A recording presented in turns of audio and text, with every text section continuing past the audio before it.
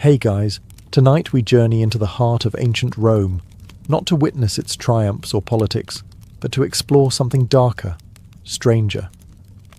While Rome gave us roads, aqueducts, and legal systems, it also gave us some of the most absurd, theatrical, and downright disturbing punishments the ancient world ever saw. So before you get comfortable, take a moment to like the video and subscribe, but only if you genuinely enjoy what I do here. And let me know in the comments where you're tuning in from and what time it is for you. It's always fascinating to see who's joining us from around the world. Now, dim the lights, maybe turn on a fan for that soft background hum, and let's ease into tonight's journey together. Vestals buried alive, the high price of virginity. In ancient Rome, the Vestal virgins were the spiritual equivalent of national Wi-Fi. If they went down, everything went wrong. These women were hand-picked before puberty to serve the goddess Vesta, keeper of the eternal flame. Their job? Keep that sacred fire burning, and more importantly, stay away from men. For 30 years.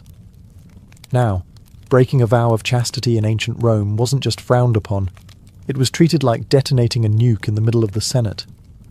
If a Vestal was caught fooling around, the punishment was literally being buried alive. Yes, alive. Not metaphorically cancelled, not sent to the naughty corner, straight up entombed underground. Why buried and not, say, executed with a sword like a normal ancient crime? Simple. Romans believed you couldn't spill a Vestal's blood. It would offend the gods. So they found a delightful loophole. Dig a pit, lower her in with a flickering oil lamp, a little bread, and a pitcher of water. Because, hey, hydration matters. And then seal her in. Voila, no blood, no mess, no divine tantrums. The poor girl would lie there in the dark, thinking about her life choices while Rome dusted off its hands and moved on. You'd think the guys she got caught with would suffer the same fate, but nah, they were usually whipped to death in public. Still brutal, just quicker. To be fair, becoming a Vestal was a big honour. You got front row seats at the games, travelled in fancy carriages, and even had the power to pardon condemned prisoners with a single word. But all of that came with one little catch. Mess up once, and you're sleeping underground, permanently. And yes, Rome took it that seriously. One famous Vestal, Cornelia, was accused during Emperor Domitian's reign. Before being sentenced, she reportedly shouted, "Does Caesar think I've had sex with a god then? Because no mortal man touched me?" Bold move. Didn't work. So if you're ever feeling overwhelmed by your job, just remember, at least your boss isn't threatening to bury you in a hole with some stale bread and a dusty oil lamp. Rome, where HR policies were written in stone, and fear. Poena culle, death in a sack, with animal roommates. Ah, ancient Rome, the birthplace of philosophy, architecture, and punishments that sound like fever dreams. Let's talk about poena culle, which translates to penalty of the sack. And no, this isn't some quirky medieval game show. It's what happened if you committed the ultimate Roman taboo, killing your father. Romans didn't just slap you with a fine or toss you in jail. No. If you murdered dear old dad, they gave you the deluxe punishment package, starring you and 4 unfortunate animals. First, the Romans would tie your hands, maybe give you a moment to reflect on your life choices. Spoiler, you'd made bad ones. Then sew you into a large leather sack. Sounds cozy, right? But it gets better. Joining you in the sack were a dog, for loyalty you lacked, a monkey, because why not add chaos, a snake, to slither through your regrets, and a rooster, perhaps to announce your doom at sunrise. Then the sack, now bursting with bad decisions and animal rage, was hurled into a river, ideally a deep one. The result? A flailing, yelping, screeching, hissing blender of panic and poetic justice. No one really knows why these specific animals were chosen, but historians think it was symbolic. Dogs represented family, monkeys chaos, snakes deceit, and roosters vigilance. Basically, your sins made flesh and feathers. Can you imagine the moment inside that sack? You're being headbutted by a monkey while a snake coils around your leg, the dog's losing its mind, and the rooster thinks it's a Tuesday.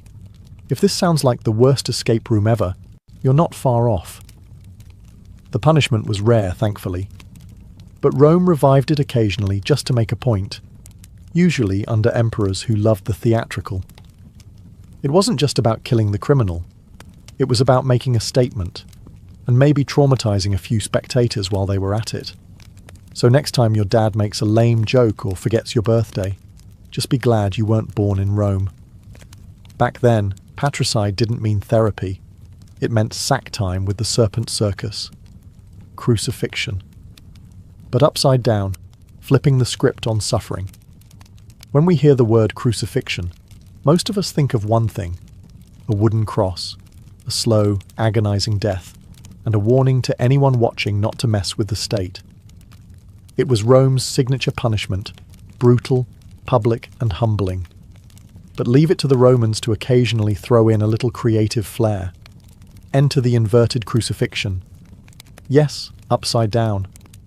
Because apparently, dying upright wasn't humiliating enough. This method was reserved for special cases, usually people the authorities really wanted to make an example of. Criminals, traitors, and occasionally rebels who insisted on being difficult even in death. But perhaps the most famous upside-down crucifixion was that of St. Peter, one of Jesus' 12 apostles. According to tradition, when Peter was sentenced to die by crucifixion under Emperor Nero, he made a strange request. "Crucify me upside down. I'm not worthy to die like my Lord." And Rome, being the efficiency machine that it was, said, "Sure, why not?" Now here's where things get a little intense. Crucifixion was already one of the worst ways to die, combining asphyxiation, blood loss, and total public humiliation. But flipping the body changed the dynamic. Blood rushed to the head, muscles strained in unnatural ways, breathing became nearly impossible, and it hurt. A lot. Think of it like this. It's the difference between sitting through a boring lecture and sitting through that lecture upside down while someone drives nails into your ankles. Not quite the same vibe. But this wasn't just about suffering. It was about symbolism. An inverted cross became, ironically, a symbol of humility. Peter's choice was meant to show reverence, not rebellion. Unfortunately, that image later got co-opted by horror movies and metal bands, giving it a very different PR spin. The Romans, they didn't care about the symbolism. For them, it was about sending a message. Cross us, and we'll make your death as weird and memorable as possible. So the next time you're hanging out, hopefully not literally, remember that ancient Rome could turn any punishment into performance art. Upside-down crucifixion wasn't just death. It was death with dramatic direction. Decimation, the original team-building exercise with a twist of trauma. When you think of a motivational speech, you might picture a coach yelling, "We win together, we lose together," but in ancient Rome the phrase could easily have been, "We march together," or "1 in 10 of you dies." Welcome to the charming world of decimation, a military punishment so brutal it makes modern boot camp look like a spa day. Here's how it worked. If a Roman unit showed cowardice in battle, tried to desert or mutinied, the commander had a nuclear option. Not in the explosive sense, more like the psychological warfare sense. The entire group would be lined up, and every 10 soldiers would draw lots. The lucky one? He got beaten to death by his 9 comrades, with clubs, stones, or whatever was nearby. Yes, you heard that right. Not only did you face death, you also had to kill your buddy, the guy you probably just shared wine and bread with the night before, all to prove loyalty to Rome. It was like Survivor, Roman Legion edition, except nobody won immunity and everyone left traumatized. And don't assume they got a break afterward. The 9 survivors didn't get high fives and a long weekend. Nope. They were given barley instead of wheat for rations, a Roman way of saying, "We're disappointed in you," and forced to camp outside the fort's safety. The logic behind decimation was cold but effective. If you feared your own comrades more than the enemy, you'd think twice about running away. And oddly, it worked. Roman discipline was legendary, and decimation kept soldiers marching in line, even if they had to step over a few bodies to do it. One of the most infamous uses of decimation was by Crassus, the wealthy general who formed a triumvirate with Julius Caesar and Pompey. After a humiliating defeat in the Spartacus slave revolt, he decimated a disgraced unit. Because nothing says, "we're back on track," like a casual in-house massacre. So next time your boss says, "we need to boost team accountability," just be glad you're not living under Crassus. In Rome, failure wasn't just punished, it was distributed. The fork of heretics, a medieval neck workout. Nobody asked for. Let's say you lived in ancient Rome, or more accurately, the later Roman Empire, during those twilight centuries when things got weirder, darker, and way more obsessed with heresy. You spoke out against the church or challenged some sacred belief. Rome didn't just scold you. It gifted you an accessory you'd never forget, the fork of heretics. Picture this, a metal rod with two prongs at each end. One end pointed up under your chin, the other jammed right into your upper chest. A miniature trident sandwiching your neck. Sounds uncomfortable? Oh, we're just getting started. Once this lovely device was strapped on, you were forbidden to move your head. At all. Look down. Stabbed. Nod off. Stabbed. Try to whisper a heretical thought to the guy next to you. Stabbed by your own collar. It didn't draw blood, at least not at first. That was the genius. The fork wasn't meant to kill you. It was meant to exhaust you. Mentally, physically, spiritually. You'd be left standing sometimes for days, straining every muscle just to avoid impaling yourself. It was like playing a game of don't move, where the prize was not slowly skewering your own throat. And while we call it the fork of heretics, it was also used on blasphemers, witches, suspected liars, and anyone who annoyed a bishop before breakfast. It was versatile torture, custom fit for silence, stillness, and soul-shattering discomfort. To make things even more theatrical, the fork sometimes had little Latin inscriptions engraved on it. Things like, "I renounce my sin," or "I am guilty," because nothing boosts your confession like being slowly impaled by typography. What's wild is that this punishment wasn't even one of Rome's most extreme. It was more of a starter pack for sinners. No blood, no public execution, just quiet suffering and internal panic. A sort of intro course in agony, Heresy 101. So if you've ever tried to hold in a sneeze during a serious meeting, imagine doing that for 3 days straight, with iron poking at your throat. In Rome, silence wasn't golden.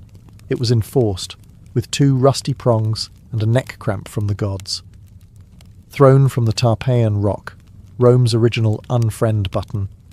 Forget passive-aggressive texts, or dramatic social media unfollows.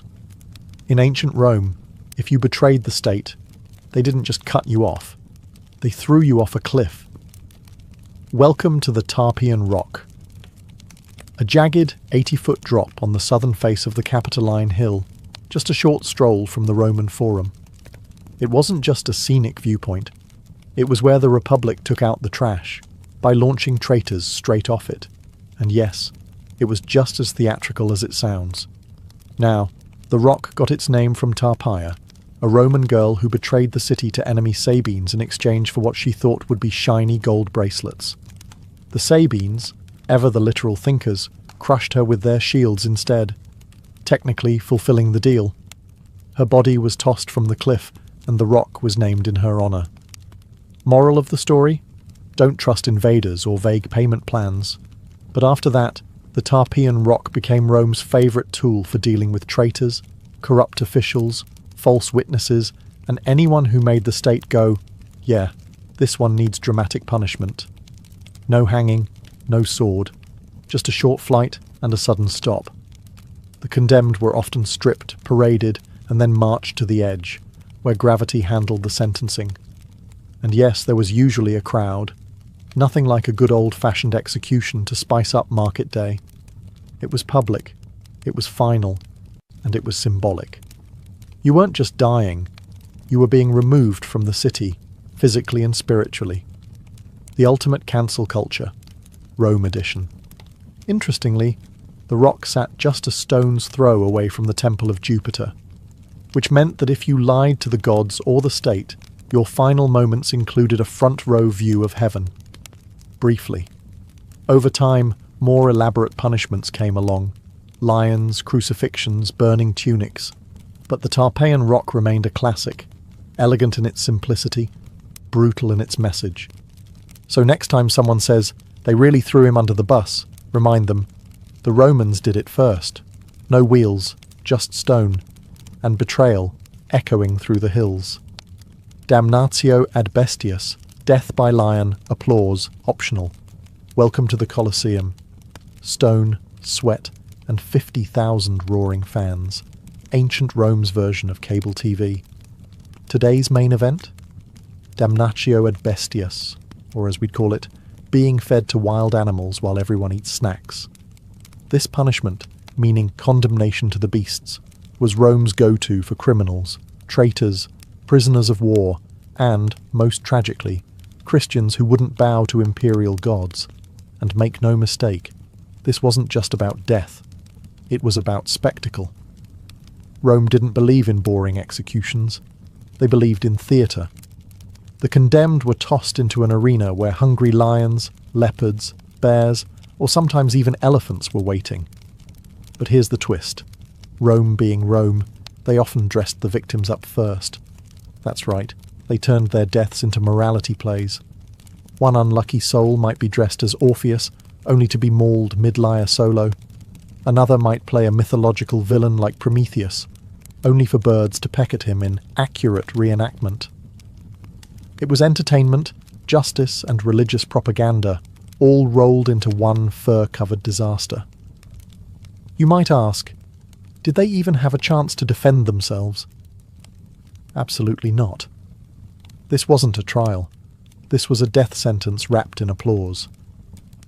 The crowd came to see blood. And if the lions were sleepy that day, no problem. Romans had tricks, like poking them with hot irons or starving them for a couple of days beforehand. Showtime must go on. And remember, this wasn't limited to hardened criminals. You could end up in the arena for theft, political dissent, or even being on the wrong side of religious law. The only thing standing between you and lion lunch? Favour from a very generous emperor. But don't get the wrong idea. This wasn't just sadism. It was calculated. A warning to anyone watching. Step out of line, and this could be you. Rome ruled by fear and felines.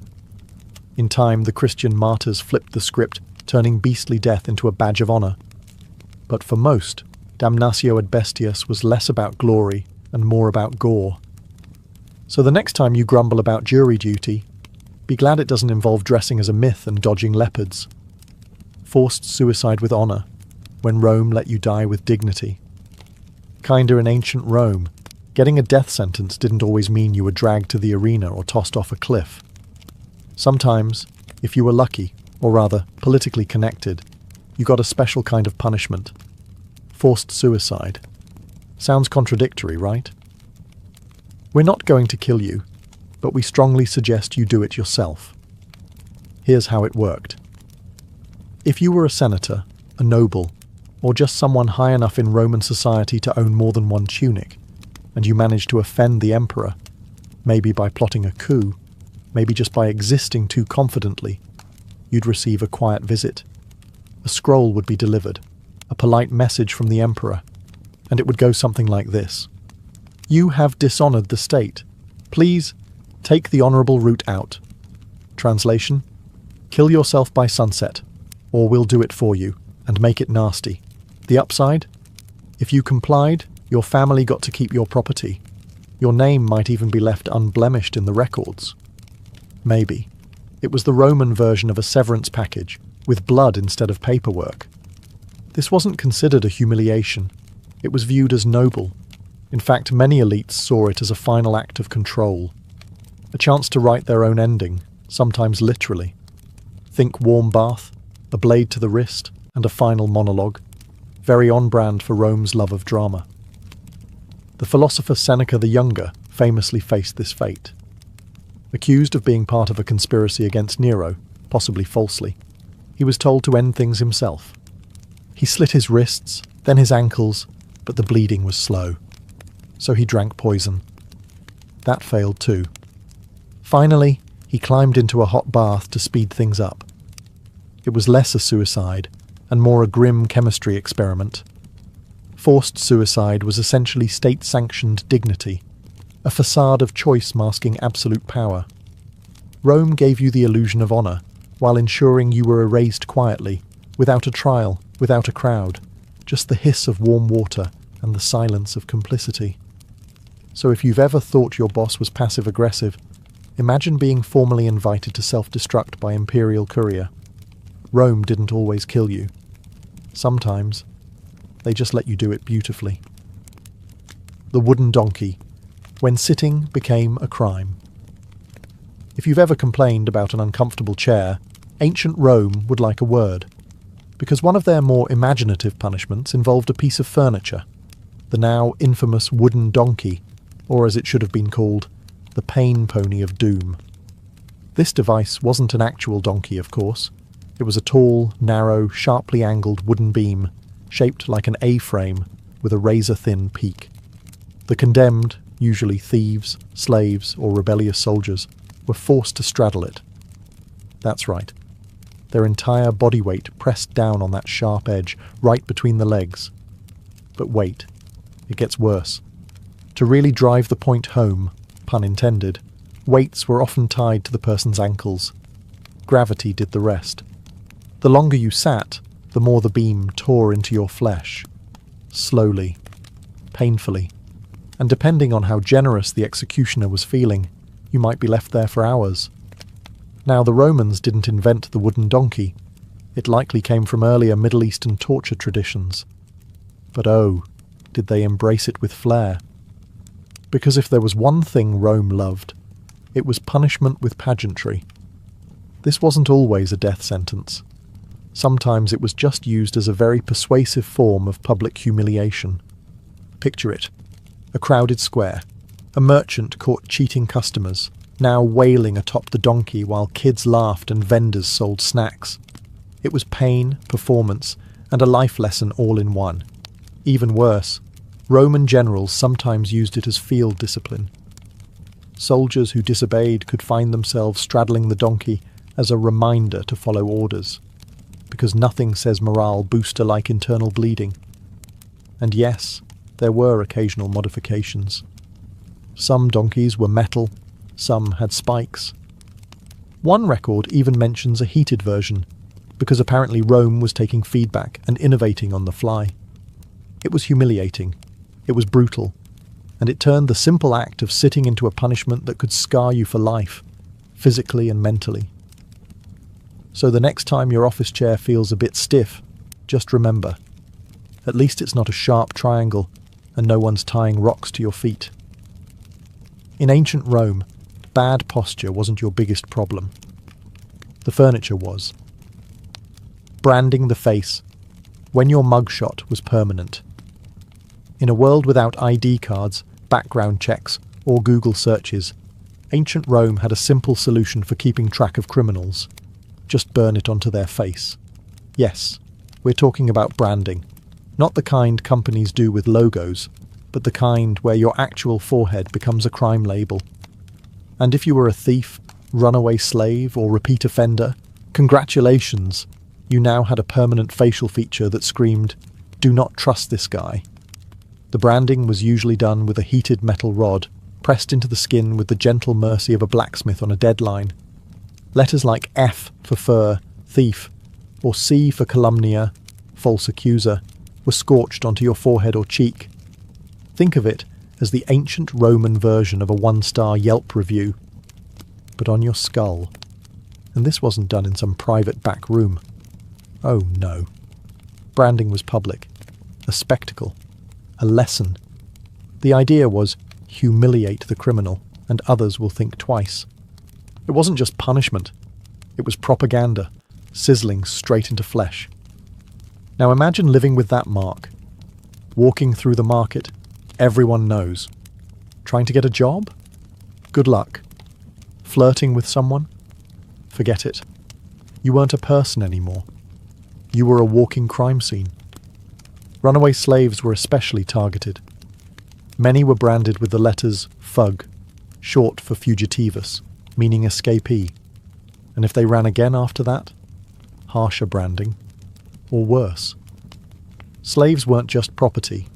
They were expected to wear their disobedience like a badge.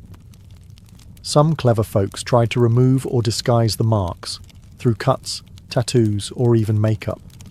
But Rome, ever prepared, made those acts punishable too. Tampering with your brand was like trying to Photoshop your criminal record. Didn't fly. Later, emperors like Constantine tried to tone it down, suggesting brands be placed on the hands or legs instead of the face. But even then, the point was the same: permanent shame. So the next time someone says, "Face your consequences," just be glad they don't mean that literally. Because in ancient Rome, they didn't just remember your crime. They made sure your face did too. Tongue removal for blasphemy. Say goodbye to small talk. In ancient Rome, freedom of speech was conditional. You could praise the emperor, debate philosophy, and recite poetry. Just don't blaspheme. Because if you badmouthed the gods, insulted the emperor, or whispered the wrong words in the wrong ears, you might find yourself on the receiving end of a punishment that's both literal and horrifying. Tongue removal. Yes, they really did it. The logic was simple. If your words were dangerous, Rome would silence you, permanently. The process wasn't exactly subtle. There was no anesthesia, no sterile tools, just forceps, iron, and pain.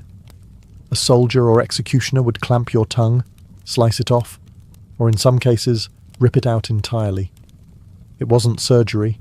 It was state-approved censorship. And it wasn't always about religion. Sure, blaspheming against the gods was a fast track to punishment, especially if you mocked Jupiter in public or questioned the sacred fires. But often, blasphemy meant speaking out against the emperor or the empire's moral order. Basically, if your mouth made powerful people uncomfortable, you were suddenly a medical emergency. One wrong joke, one heretical whisper, one rebellious chant, snip. This punishment wasn't just brutal, it was theatrical. Public tongue removals sent a clear message. Words have power, but ours has more. And even if you survived the ordeal, life afterward wasn't exactly a picnic. You couldn't speak clearly. You couldn't argue your innocence. You couldn't even scream properly. It was isolation through mutilation. A scarlet letter carved not into your skin, but into your silence. Ironically, some of the earliest Christian martyrs suffered this fate. They refused to renounce their faith and kept preaching. Rome couldn't silence their ideas, so it went for the messenger, literally. Of course, the Christians then turned these stories into tales of divine courage, which only made the Romans more furious. If you're thinking this sounds extreme, remember, Rome was obsessed with control, and there's no better way to control a person than by cutting out their voice.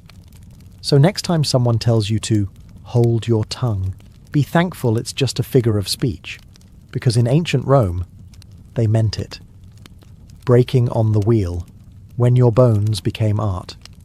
If you thought the Romans were running out of creative ways to destroy a person, allow us to introduce the wheel, also known as the breaking wheel, or for those with a dramatic flair, the Catherine wheel, named later in medieval times. It was less an execution and more a macabre sculpture session using the human body as raw material. Here's how it worked. First, the condemned was tied to a large wooden wheel, arms and legs spread, like a grisly human starfish. Then, an executioner armed with a heavy iron bar would begin the real work, smashing the limbs, one by one, slowly, deliberately. The goal wasn't to kill right away. Oh no. The goal was to shatter the bones while keeping the victim alive, snap the arms, crush the thighs, twist the ankles so they no longer looked like ankles. The body would fold unnaturally, becoming a grotesque display of pain and precision. But the pièce de résistance. The broken body was then woven through the wheel's spokes, limbs bent and threaded like a nightmarish macrame project. Sometimes the wheel was hoisted up on a pole, like a flag of warning. Other times, it was left to spin gently in the wind, because why not add ambiance? This wasn't just about punishment. It was public messaging. Breaking on the wheel was used for crimes considered especially vile, like murder, treason, or highway robbery. It said to the crowd, "This is what happens when you step too far out of line. And you didn't just die. You decayed in full view." Survivors? Rare. But here's the twisted twist. If someone did survive the ordeal, say they were still breathing after a day or two, they were sometimes shown mercy with a final blow to the chest or neck. Sometimes. As horrifying as this sounds, the punishment outlived Rome. Medieval Europe loved it so much they turned it into an art form, adding spikes, fires, and dramatic scripts. Rome had simply set the stage. So next time you think your commute is rough, remember, at least you're not strapped to a wooden wheel, becoming the centerpiece of a public bone gallery. In Rome, justice wasn't blind. It was bold, brutal, and built for maximum exposure. Execution by hot ash, death by the grainy slow burn. When it came to killing creatively, ancient Rome always had something simmering. Literally, enter one of its lesser-known but deeply disturbing punishments, execution by hot ash. It's not as famous as crucifixion or the lions, but it might just be one of the slowest and most psychologically terrifying ways to die ever devised. No swords, no bloodshed, no quick release, just ashes. Heated, suffocating, and endless. This gruesome method is credited, unsurprisingly, to Emperor Nero, a man who treated executions like performance art. In one recorded instance, Nero had an enemy buried up to the neck in a pit. So far, classic Rome. But instead of beheading or stoning him, Nero added a twist. A funnel was inserted into the man's mouth, and hot ash was slowly poured in. Not boiling water, not fire, ash. At first glance it seems harmless. Ashes are soft, right? But here's where the genius horror kicks in. The ash is scorching. It clogs the throat, sears the lungs, and suffocates from within. It doesn't kill fast. It chokes. Slowly, gradually. You feel every moment, every breath turning to fire, every swallow becoming your last. And as the ash settles, you're not bleeding. You're not burned on the outside. But inside, everything is failing. It's death by dust. Death by suffocation dressed as silence. Why ash, though? Because it was humiliating, undignified. Ashes were the remnants of destruction, used to clean filth, wipe away traces of things burned. To die in ash was symbolic. It meant you were beneath notice, unworthy of steel or flame. You weren't even worth a dramatic death, just the slow grind of what was left over. It's worth noting this punishment wasn't common. It was reserved for those Nero really didn't like. People whose very existence he wanted erased quietly, yet with maximum psychological torment. And to the crowd, it didn't look like much. No blood, no screams. Just a man in a hole, and a trickle of grey dust. So the next time someone tells you, ashes to ashes, dust to dust, remember that in Nero's Rome, that wasn't just poetic. It was protocol. The tunica molesta, Rome's deadliest wardrobe malfunction. In ancient Rome, fashion didn't kill, unless you were wearing the tunica molesta, or as we might call it, the flammable death robe. Picture this. You're led into an arena or strapped to a stake, and instead of chains or ropes, the executioner approaches you with a tunic. Oh good, you think. At least they're giving me something to wear. Then you notice it's dripping, not with water, but with pitch, tar, and oil. This is the tunica molesta, literally annoying tunic, but more accurately, highly flammable nightmare onesie. It was a garment soaked in combustible material, fitted snugly, and then set on fire while you were still very much alive and inside it. This wasn't just a method of execution, it was a public performance, most famously used under emperors like Nero, who turned executions into after-dinner entertainment. During his infamous garden parties, Nero would use the tunica molesta to light the grounds, human torches illuminating his twisted vision of Roman leisure. Who wore it? Arsonists, traitors, Christians, anyone deemed worthy of a particularly theatrical end. The flames clung to the body, melting skin, igniting hair and searing lungs. And there was no escape, no rolling to put it out. The tunic stuck to you. It burned with you. And because Rome loved a good mythological reference, they sometimes modelled it after Hercules' poison shirt, a garment that caused the hero unbearable agony before his death. Rome didn't just kill you, they made it poetic. The real genius, if we can call it that, was in the psychology. You weren't just dying. You were displayed, shrieking, flailing, engulfed in fire while crowds watched. It sent a message clearer than any stone inscription. This is what happens when you cross the empire. Some records even suggest music was played during the burning. Nero reportedly plucked his lyre as the flames rose. Talk about a hot performance. So if you ever complain that your clothes are uncomfortable or too tight, be glad they're not soaked in oil and part of a public execution ceremony. Because in Rome, fashion didn't just make a statement, it screamed, damnatio memoriae. When Rome deleted you from history, most Roman punishments ended with the body, but some, they reached further, into memory, into legacy, into obliteration.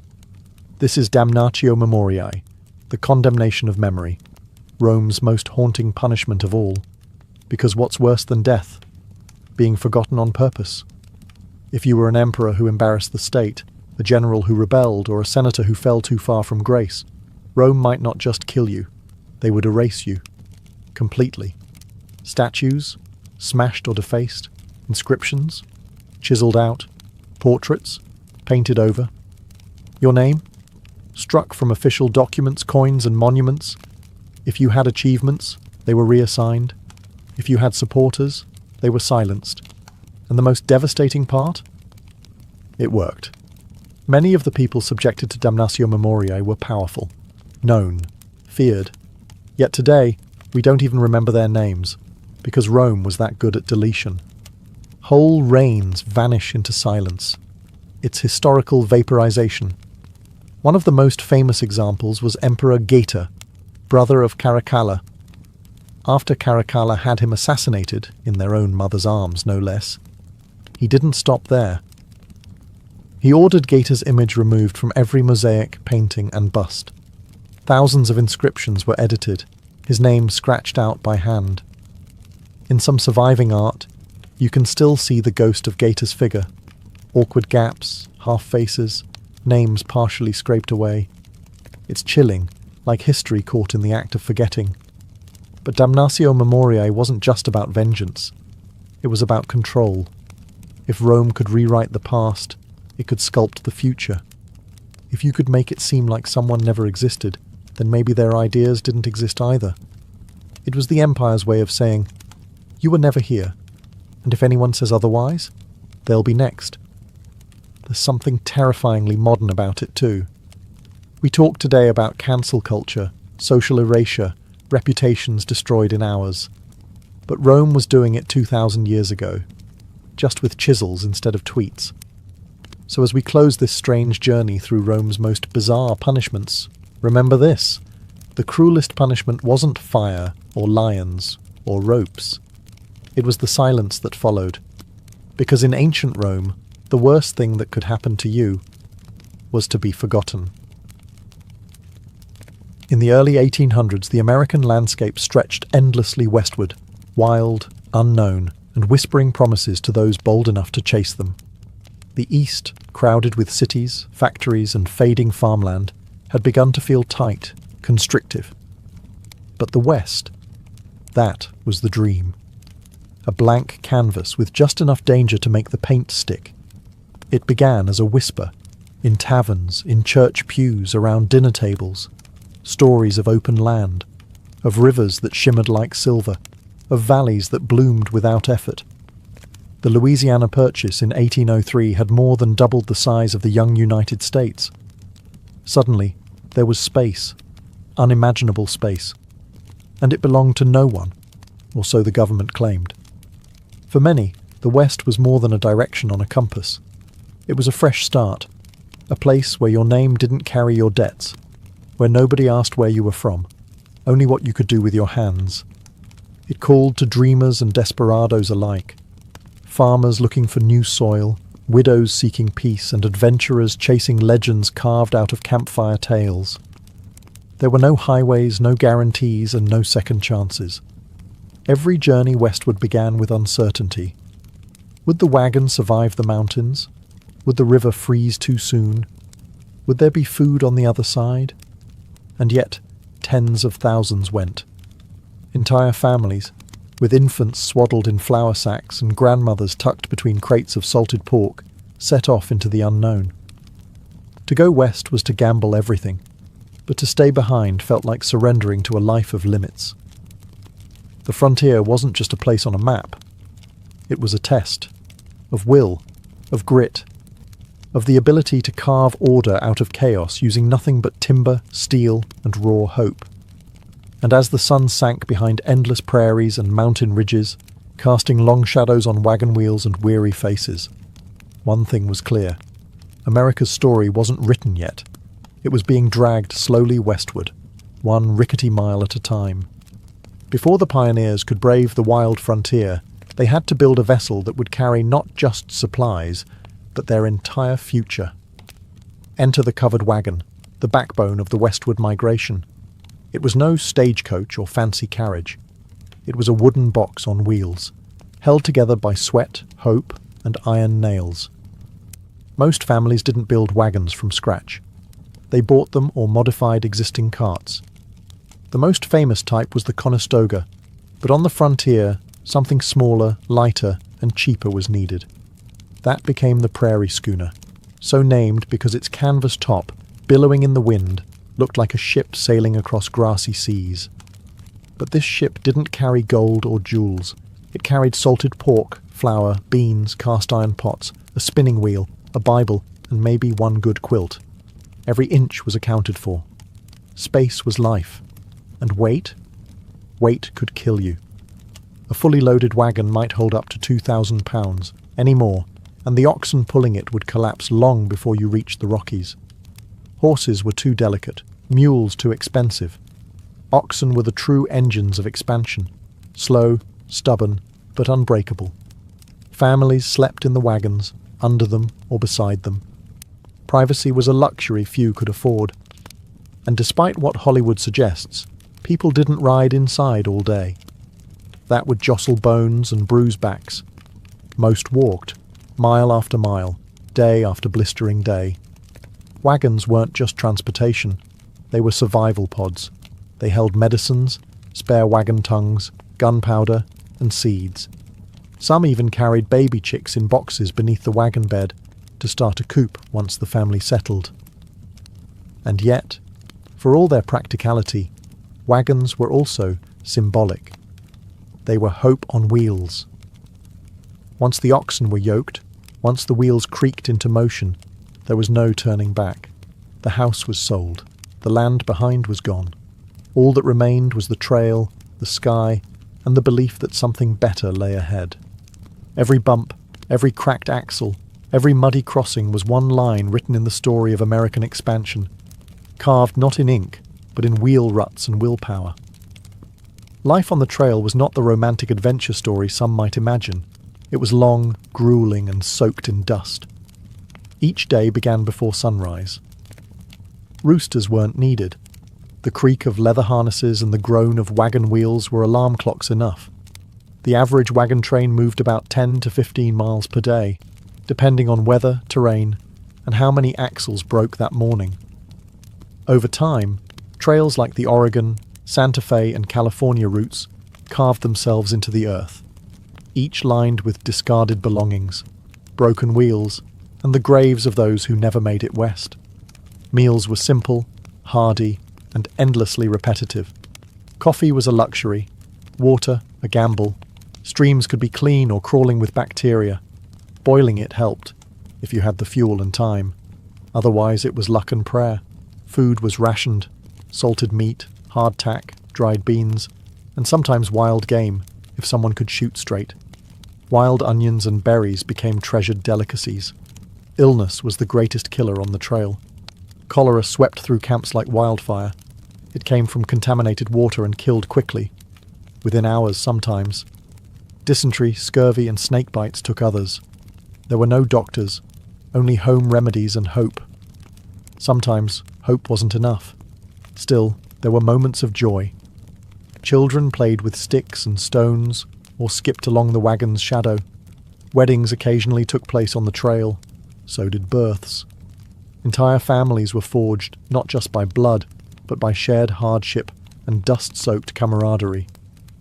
At night, the wagons circled, not to fend off native attacks, as often mythologized, but for protection against thieves, animals, and the cold wind. Fires were lit, bread was baked on hot stones, and someone might pull out a fiddle. For a few hours, laughter and music pushed back the darkness, but rest was always brief. Tomorrow brought more walking, more wilderness, and fewer guarantees. Life on the trail was survival by routine. You learned to love your boots and hate your blisters. You learned to mourn quietly and move forward anyway. Because the land didn't wait for grief, it only moved west. After weeks or even months on the trail, the sight of trees, water, and flat land was enough to make a pioneer fall to their knees in gratitude. But celebration was short-lived, because once a family found their spot, the real work began. Homesteading wasn't glamorous. There were no pre-built homes waiting, no fences, no roads, just open land and the ticking clock of the seasons. The first priority? Shelter. Usually a one-room log cabin, barely large enough to hold the family that built it. Tools were limited, and every log had to be felled, trimmed, and hauled by hand or oxen. No chainsaws, no blueprints, just axes, grit, and guesswork. Most cabins had dirt floors, which turned to mud in the rain and froze solid in winter. Windows were often just holes covered with animal hide or greased paper to let in light while keeping out the worst of the cold. A chimney was luxury. Many cabins started with simple holes in the roof to vent smoke. You coughed a lot. Inside, the family slept on piles of straw, furs, or corn husks. Beds were made from rope strung across wooden frames. If you were lucky, the gaps between logs were sealed with mud and moss to keep out the wind. If you weren't, the wind came in anyway. And then came the first winter, the season that tested every soul. If the family hadn't stored enough firewood or food, the months ahead could mean starvation or frostbite. Snowstorms might trap them inside for days. Coyotes howled in the dark. Wolves circled. But still the frontier spirit endured. Families made candles from animal fat. Children learned to patch clothes and cook over open fires. They read from the Bible by firelight. They wrote letters home, if there was a place to send them. Neighbours were few and far between, but when a new cabin appeared on the horizon, help was offered. A shared roof raising, a borrowed cow, a hot meal. Survival wasn't about toughness. It was about community. One family couldn't last, but 10 might. The first winter on the frontier wasn't just cold. It was a quiet crucible, where dreams were either hardened into resolve or buried beneath the snow. On the American frontier, strength wasn't measured in muscle alone. It was measured in endurance, sacrifice, and quiet, relentless courage. And no one embodied that more than frontier women. Forget the dainty damsels of dime novels. These women were warriors in aprons. The moment they stepped off the wagon, they became builders, farmers, midwives, butchers, doctors, and teachers, all wrapped into one. If something needed doing, they did it, because there was no one else. They woke before dawn to churn butter, bake bread, and milk cows, all before most men even rubbed their eyes.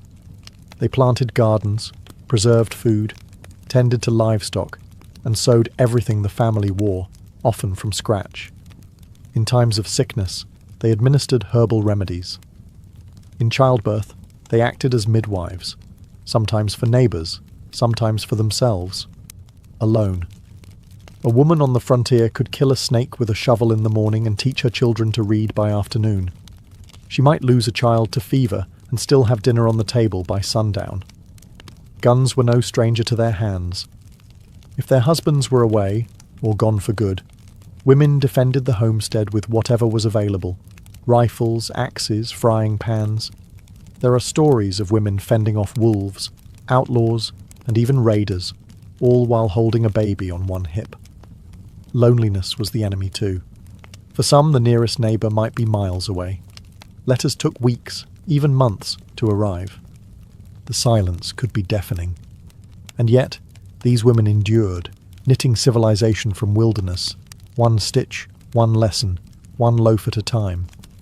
Frontier women also formed the heart of community. They organised barn raisings, cared for sick neighbours, and hosted Sunday gatherings when churches were still only blueprints. When towns finally sprang up, it was often the women who insisted on schools, libraries, and law. They weren't background characters in the story of the frontier. They were the backbone.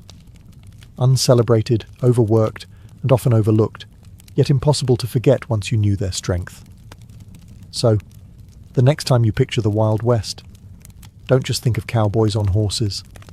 Think of a woman, hair pinned back, sleeves rolled up, shotgun by the door, and cornbread in the oven. For every wagon that rolled westward, for every cabin raised and field ploughed, there was already someone there. The American frontier wasn't empty. It was occupied by hundreds of indigenous nations who had called the land home for centuries, even millennia.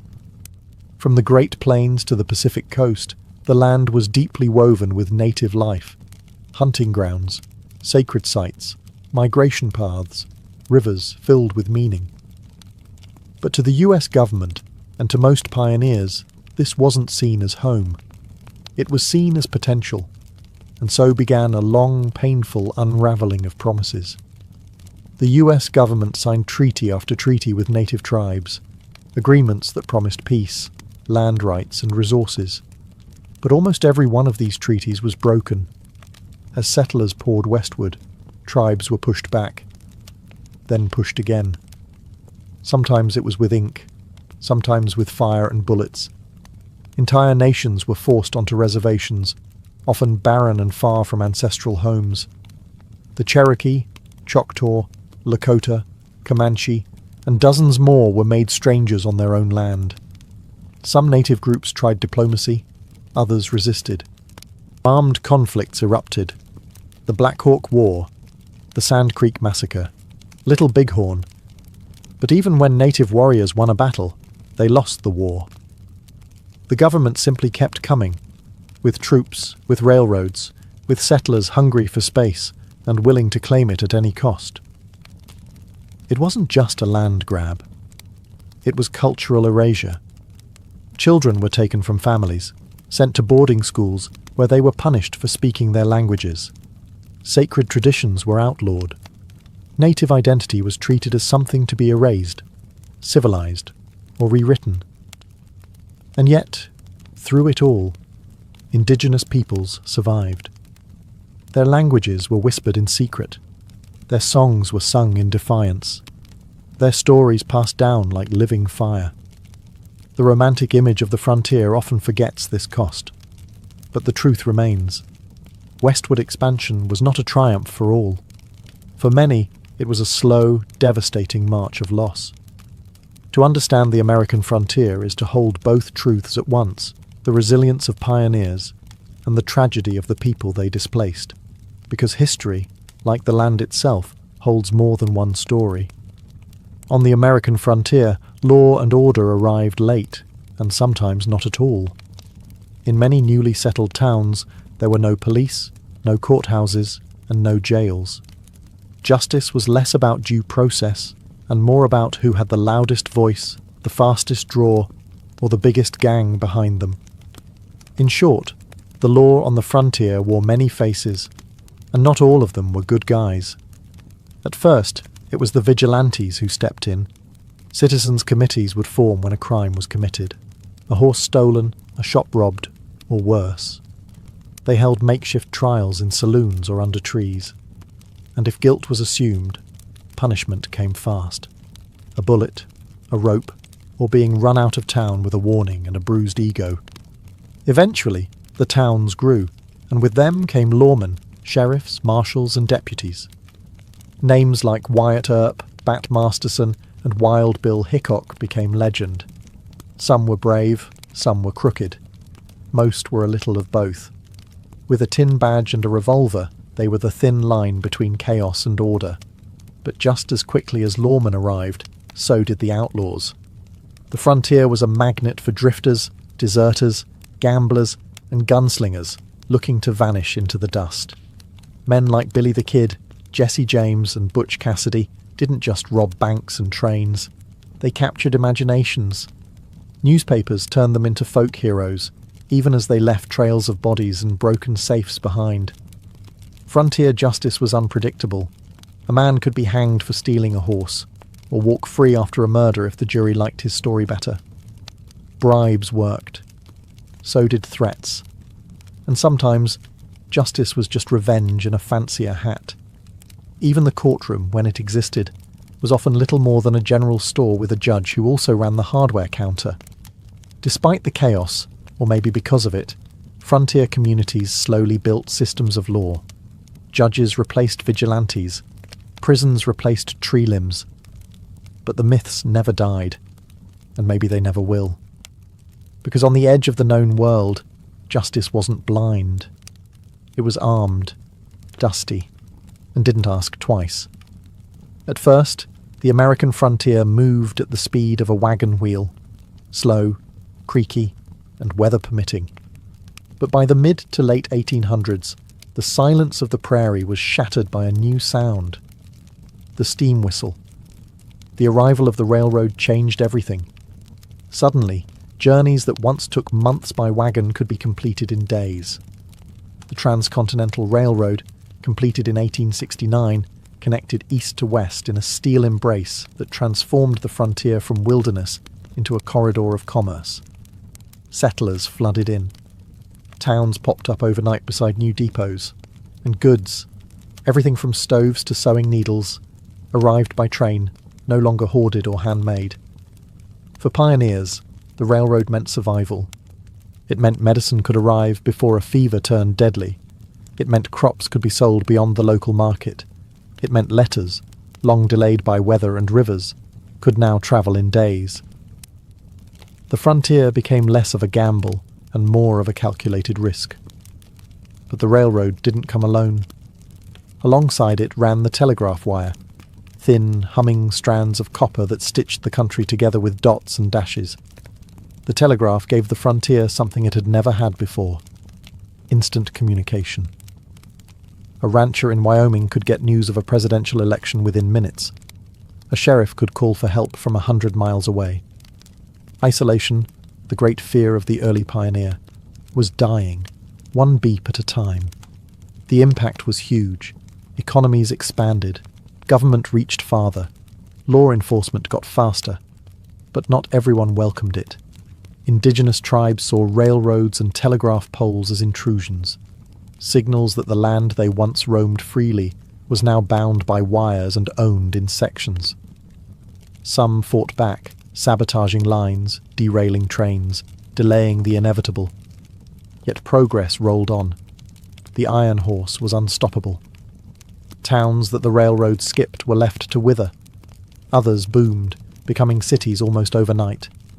The wilderness was shrinking, mile by mile, rail by rail. And while the frontier spirit didn't disappear, it was no longer isolated. It was plugged in, connected, and commercialized. The frontier was still wild, but now it ran on steam and signals. By the end of the 19th century, something profound had changed.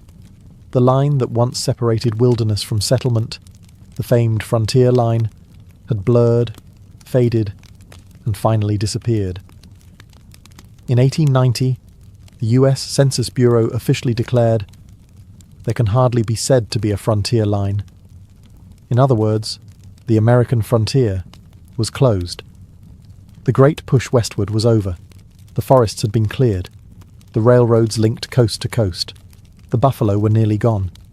Tribes were confined to reservations. The land, once vast and mysterious, had been measured, mapped, and sold by the acre. But what did that mean? For some, it meant victory. The dream had been realized, a continent tamed, a nation stretched from sea to sea. For others, especially native peoples and displaced communities, it meant erasure, loss, and a bitter silence where homelands had once been. Yet the end of the frontier wasn't just about geography, it was about identity. The rugged individualism, the myth of the lone pioneer, the campfire stories of heroism and hardship, these didn't vanish. They became legend. Writers like Frederick Jackson Turner argued that the frontier had shaped the very soul of America, its democracy, its grit, its restlessness. The frontier taught Americans to adapt, to survive, to rely on themselves and their neighbors. It gave birth to the cowboy, the log cabin president, the gold rush prospector, all icons woven into the fabric of national myth. But the reality was messier. The frontier was sweat, dirt, disease, and death. It was brave and brutal, hopeful and unjust. It was full of contradictions, and its legacy remains a reflection of that tension. Today the frontier lives on, not in geography, but in spirit, in the idea that pushing into the unknown, whether it's land, science, or space, defines what it means to be American. The wagons no longer roll, the cabins are museums, the trails are highways. But if you listen closely, you can still hear echoes in the prairie wind, carried on stories passed down from those who dared to go farther. The American frontier didn't vanish. It became the foundation. Neem. Before there were instruments, there was rhythm, the beat of a foot on earth, the clap of two hands, the thump of a heart in a quiet chest. Music did not begin with wood or string or bone. It began with the body. It began with breath. Tens of thousands of years ago, long before writing, agriculture or architecture, early humans found something extraordinary in sound. In caves and on plains, around fires and in forests, they discovered that certain movements, a stomp, a shout, a whistle, could stir emotion, call attention, or even comfort fear.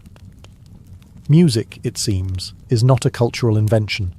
It is a biological instinct. Imagine a small group of hunter-gatherers huddled in the flickering light of a fire. One begins to hum, a low rising tone. Another claps in rhythm. A third starts to mimic bird calls. There are no words, just sound. And in that moment, they are no longer just individuals surviving the elements. They are connected. They are human. Before the flute, before the drum, sound itself was sacred.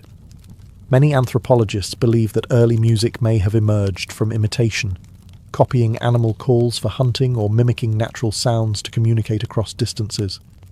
But at some point, these sounds crossed the line from utility to expression. A rhythm became more than a signal. It became a language of emotion. A hum became a lullaby. A scream became a song. There's a theory that music came before language, or at least alongside it, that before we spoke, we sang. Infants even today respond more instinctively to tone and melody than to speech. Something about pitch, rhythm, and vibration is hardwired into us. We didn't just invent music, we remembered it. And perhaps most beautifully, these first sounds weren't reserved for the elite or the gifted. They were universal, a shared experience of early humans across continents. Music was made in Africa, Asia, Europe. Anywhere there were voices and hands and something to strike or shake. Before the first flute was carved from bone, before strings were stretched and drums were skinned, humans already knew sound could move the soul. And that was just the beginning. In the chill of Ice Age Europe, where mammoths roamed and glaciers carved the land, a quiet revolution took place, not in tools or fire, but in sound. Somewhere in a cave, an early human picked up a hollow bird bone, bored a few holes into it, and blew. Out came a tone. Pure, haunting, intentional. This was no accident. This was the birth of the musical instrument. Archaeologists have uncovered bone flutes dating back over 40,000 years, making them some of the oldest known instruments on Earth. Found in sites like the Hohlfels cave in Germany, these flutes were made from vulture wing bones or mammoth ivory, not easy materials to work with. But their makers took the time to carve finger holes at precise intervals, allowing for a range of notes. That precision tells us something profound. This wasn't random. It was music. Structured, repeatable, crafted for expression. Why did they do it? Perhaps the sound mimicked birdsong, a call to nature. Perhaps it accompanied rituals, marking the transition from life to death or the passage of seasons. Or maybe, just maybe, someone made a flute because they wanted to make beauty in the darkness. It's easy to think of prehistoric humans as crude, focused solely on survival. But the flute suggests otherwise. It speaks of creativity, of a mind that looked at a bone and didn't see food, but possibility. These instruments also imply community. A flute played alone makes music, yes, but in a group, it creates rhythm, harmony, and shared experience. Around a fire, flutes may have joined voices, clapping or drumming on logs and stones. The music would rise, echoing off cave walls, the first concerts in human history. And consider this. These Ice Age flutes predate the invention of agriculture, the wheel, and even writing. In the hierarchy of innovation, music came early, not as a luxury, but as a need. The flutes of the Ice Age weren't just tools. They were expressions of joy, sorrow, mystery, and ritual. Fragile whispers from the deep past, still capable of moving us today. From bone and breath, humanity made melody. If the flute was our first voice, then the drum was our heartbeat. Long before cities, long before kings, there were circles of people gathered under stars, clapping, stomping, and pounding rhythm into the ground. The drum wasn't invented in one place. It emerged everywhere, across continents and cultures, as if the human body and Earth itself were asking to be synchronized. The earliest drums were likely simple, stretched animal skin over a hollow log or clay pot. They were tools of rhythm, yes, but also of ritual, communication, and power. A drum beat could summon a god, lead an army, or call a village together. It wasn't just noise, it was a signal.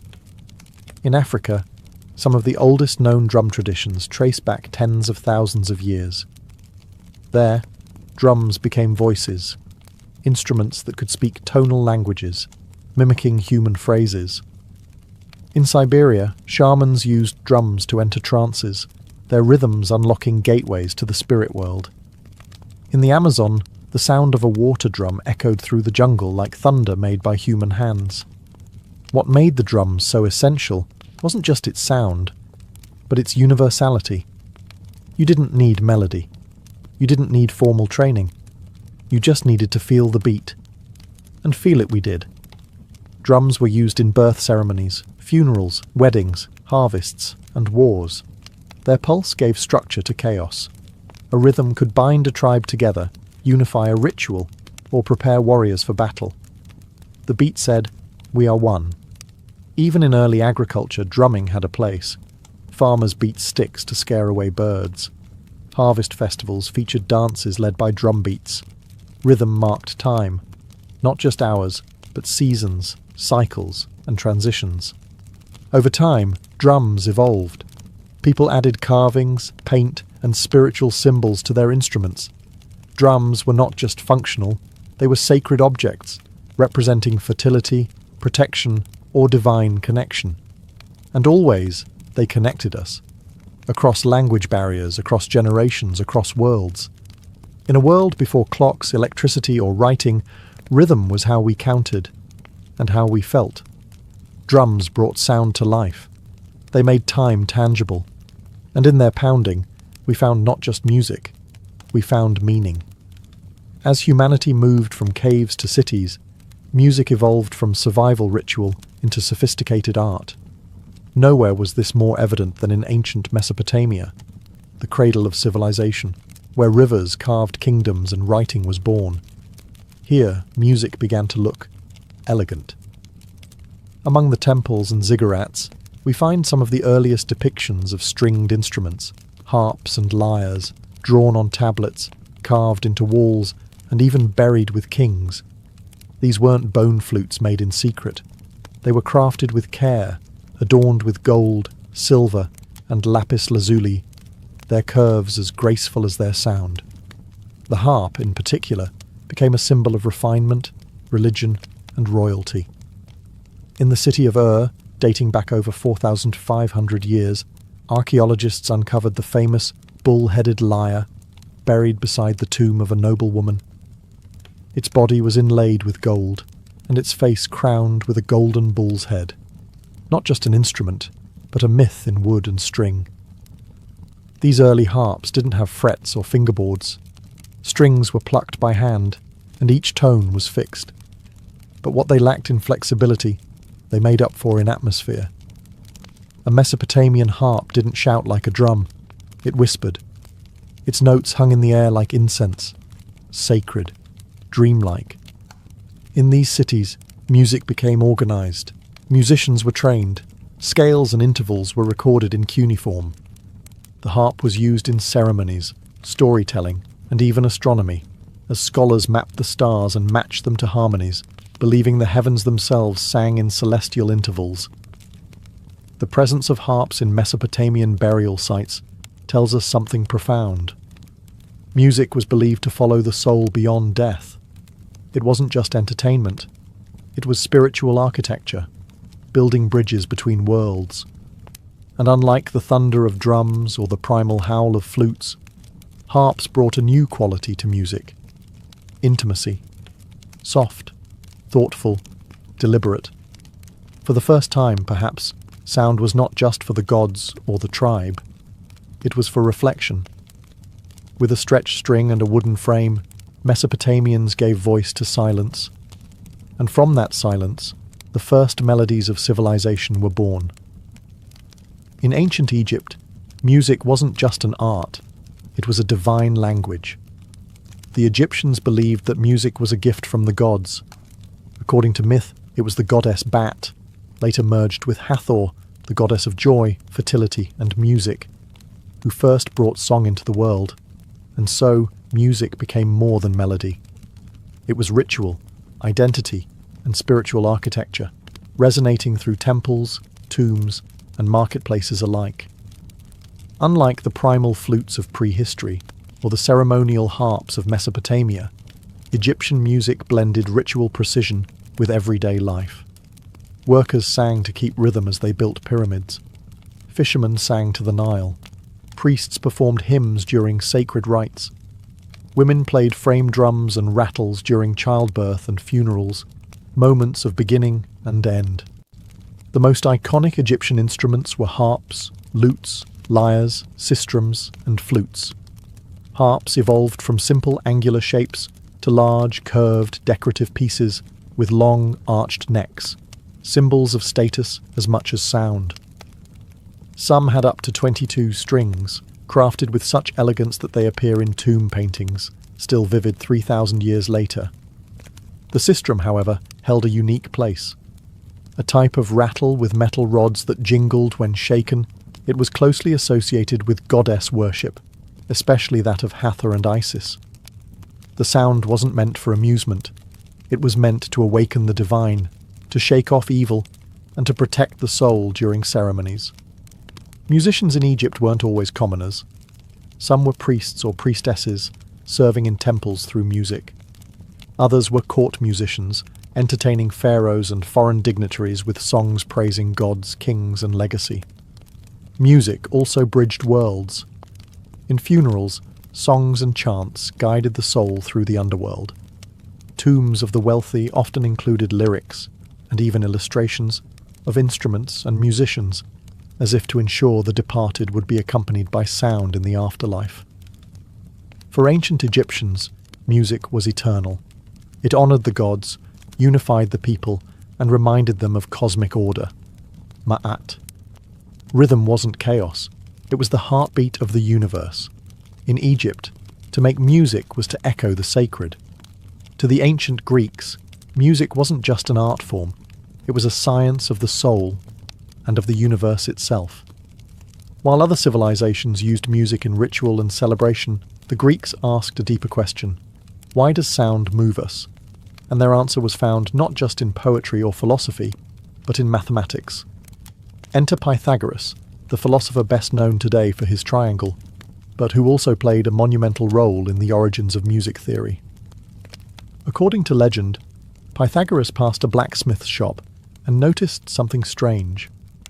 The sound of hammer strikes changed depending on the size and weight of the hammers. This inspired an experiment with strings. He discovered that when a string was divided in simple ratios, like 1.2 or 2.3, it produced consonant, harmonious tones. This revelation birthed the idea of the harmony of the spheres, the belief that the cosmos itself operated on mathematical ratios, and that music was an echo of universal order. Every plucked string wasn't just a note, it was a mirror of the heavens. Greek instruments reflected this philosophy. The lyre, a small harp-like instrument, became a symbol of civilization and education. Poets like Homer and Sappho were often depicted with one in hand. The aulos, a double-reeded pipe, provided the wild, emotive contrast, played in dramas, rituals, and sometimes in war. Music in Greece was deeply tied to ethics and character. The philosopher Plato believed different musical modes could influence the soul, some inspiring courage, others promoting laziness or chaos. He advocated for strict musical education to shape ideal citizens. In his view, the wrong scale could be as dangerous as poor governance. But for the Greeks, music wasn't about entertainment alone. It was medicine. It was morality. It was mathematical perfection vibrating through flesh and air. They laid the foundations for music theory, notation systems, and acoustics. Their understanding of intervals, scales, and harmony would echo for centuries through Roman, medieval, and modern thought. In Greece, music became more than sound. It became a bridge between reason and emotion, between numbers and beauty, a place where the soul could both calculate and soar. If Greece gave music its philosophy, Rome gave it volume. In the Roman world, music was about function, form, and force. It accompanied festivals, religious ceremonies, gladiator games, and most famously, the battlefield. Where the Greeks saw music as a bridge to the divine, the Romans saw it as a tool of order and empire. One of the most iconic instruments of Roman power was the cornu, a massive, curved brass horn shaped like a G and often taller than the soldier who carried it. The cornu wasn't for melody, it was for command. Its blast signalled troop movements, battle charges, and retreat orders across noisy battlefields. Roman generals didn't just shout, they orchestrated war. Alongside the cornu was the tuba, no relation to the modern one, a straight trumpet that could cut through the chaos of combat. Together, these instruments helped keep the Roman army, the most disciplined force in the world, moving in sync. Imagine tens of thousands of soldiers marching in time to the brassy, haunting calls of these ancient horns. It wasn't just organization. It was psychological warfare. But Roman music wasn't all military. In temples, tibiae, double flutes, accompanied sacred rites. In arenas, music opened gladiator games, not unlike a modern national anthem before a sporting event. At banquets, lyres and hydraulis, an early water-powered pipe organ, created ambience for elite guests. Music flowed through Roman daily life like wine, structured, performative, essential. They borrowed heavily from the Greeks, but reworked everything to fit their own ethos. Where Greece emphasized individual expression and introspection, Rome emphasized public spectacle and control. Music was entertainment and propaganda, and when Rome absorbed Egypt, Judea, Gaul and beyond, it absorbed their sounds too. Roman music became a mosaic, blending African rhythms, Eastern melodies, and Mediterranean instruments into something vast and ever-evolving. Yet unlike Greek philosophers, Roman thinkers wrote little about the theory of music. They played it, used it, marched to it, but rarely analysed it. For Rome, sound was a means, not a mystery. In the end, Rome didn't refine music. It amplified it, until even the farthest provinces heard the beat of the empire's drums. While the West marched to the rhythms of empire, the East was exploring something else, the soul of sound. In ancient India, music was not merely an art form, it was a path to the divine. Rooted in the Vedas, some of the oldest sacred texts in existence, Indian music began as chant. The Samaveda, in particular, was a collection of hymns designed not just to be read, but sung. These chants followed intricate melodic patterns called saman, meant to elevate consciousness and harmonize the universe. As Indian civilization evolved, so did its instruments. The veena, an early stringed instrument, became associated with Saraswati, goddess of knowledge and the arts. The mridangam, a barrel-shaped drum, kept time during sacred performances. Every note, every rhythm was tied to ragas and talas, melodic and rhythmic frameworks that were believed to evoke specific emotions, times of day, even spiritual states. Music wasn't for entertainment. It was discipline, meditation, a way to balance inner energies and touch the eternal. Meanwhile, in ancient China, music was equally sacred, but also political.